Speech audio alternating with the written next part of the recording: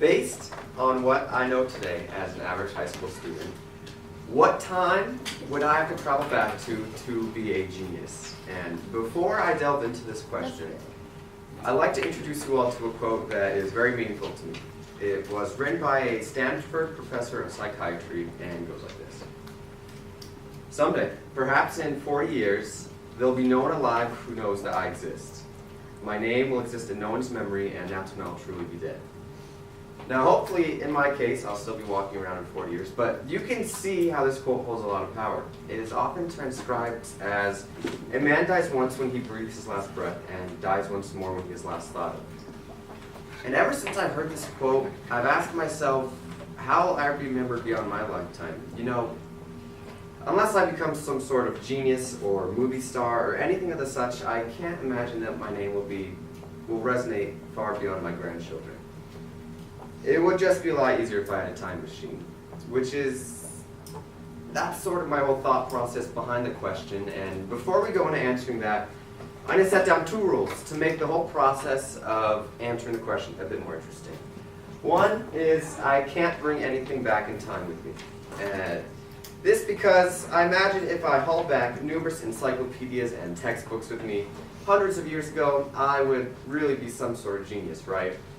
Well, that's not really the question. I want this whole entire experience to test myself and how I would become a genius in a past time. Secondly, I want this whole experience to be as realistic as possible. So that means I can't go and talk with the ancient Egyptians or talk with the ancient Romans or anything of the such. I will only be able to go as far back as I can speak English and people will be able to understand my English and I'll be able to understand their English.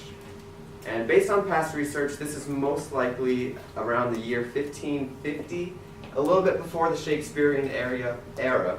And this is due to the fact that even though the English language was created about the 1100s, there's a lot of transformations that take place between then and between about the 1700s. A lot of the vowels were pronounced differently, a lot of slang was created. So I figured that about the year 1550 would be the time that I would be able to communicate my advanced futuristic ideas. So alright, now to begin answering the question, I guess we should kind of scope out the competition. You know, the 2 geniuses that I can think off the top of my head are Albert Einstein and Sir Isaac Newton. Now, this sounds pretty easy. I mean, I know what these people were famous for, so why can't I just go back into time and do what they did before they did it? Sounds simple, but let's see. Let's go back 100 years, say the year 1915. The year 1915 was, of course, when Albert Einstein published his theory of general relativity. Pluto was first photographed. The world was introduced to the idea of a Pangea. And the National Advisory Committee of Aeronautics was founded, which was sort of like the predecessor to NASA. And even a prototype hovercraft was developed. And I don't know if this comes as all as a shock to you, but to me it does. The year 1915 was actually really advanced for what I thought it was. I mean, we were just exiting the period of the Old West. How can all this happen?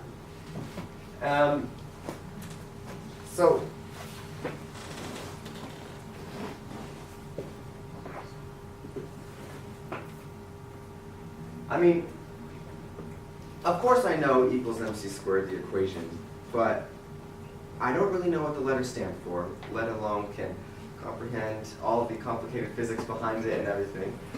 And same goes for the rest of all this stuff. I mean, Pluto, of course I know it's a celestial object in the sky, but that's really all I know. If you gave me a telescope 200 years ago, I would never be able to find something.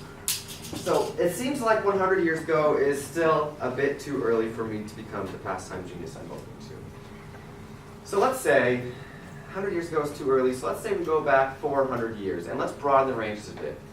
The year 1550 to the year 1650. And it was around this time that Galileo has already made his first telescope and was charting the orbits of each of the planets and discovering comets and charting in all the moon phases and everything. And Sir Isaac Newton was developing the groundworks of calculus. So you can kind of see how even back then all the way, at least in math and science, it's still too advanced for me to go back into time and to become him. to become a pastime genius? I mean, I sort of expected this when I first came up with the question. I remember back to my childhood when I learned that the ancient Greeks discovered the circumference of the earth with 2 sticks in the ground, and with that number, they found the distance from the earth to the moon. So alright, I guess I can't become a genius in the math and science fields, but it's a good thing geniuses aren't limited to the math and science fields. I mean, geniuses can excel in art, music, philosophy, engineering, and so let's try something in those fields. But, however, I imagine that manipulating the cultural flow of the arts and the musics with each nation's culture would kind of be subjected to morals, so I'd rather not tamper with how the output will be created in the future. So that really just leaves me with engineering. But you know what? This may be a promising field for someone from the future, because have you ever heard of Da Vinci? And around the late 1400s, he was an amazing engineer. He was very forward-thinking. He was known as a futuristic engineer in his time. And one look at his notes, and you could see that he was already creating human wingsuits, helicopters, war weapons like tanks and things of the such. So because I'm born in the era that I am, and I'm exposed to the modern feats of engineering that I'm exposed to, it would seem simple for me to go back into time, maybe sketch up as something as simple as, say, a bicycle, and sketch it up 500 years ago, and I'd become a genius, right? Well, it's not really as simple as that. I mean, Da Vinci wasn't a genius just because of his forward-thinking engineering.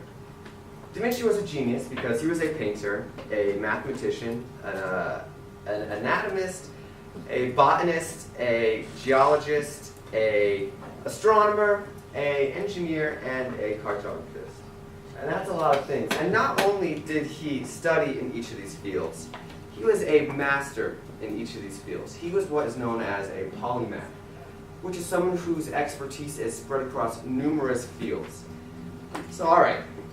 I can't even go back in time and become an engineer. I may be able to introduce the world to new ideas and everything, but I'd be no way written in the textbooks as a major genius. And it's kind of sad, but even if I would be able to become a genius, I doubt that I would even be able to live 400, 500 years ago. I mean, the year 1550 was a very, very different place. All the daily necessities that I've become accustomed to would be non-existent. And on top of that, I'd have no family, friends, or contacts of any kind to help me along my way. So, I mean, even if I couldn't become a genius. And it's not really the answer I was looking for when I first came up with this question. It's really disheartening to know that I wouldn't even be able to become a genius 500 years ago. I mean, with all this education and everything, why? But I guess if that's the answer you're looking for, no. There's no time period in which I'll be able to become a genius as far back as I can go and communicate with people. But there's still things that I can take away from this that I will keep for the rest of my life. And it's that I've really realized what a true genius is. And it really doesn't matter about the time period the genius is born in, that he's a genius. It really matters about the mind he has. And I can go into the nitty-gritty on why a genius is a genius, but to keep it simple, a genius does not bring themselves to the past, but brings the future to them.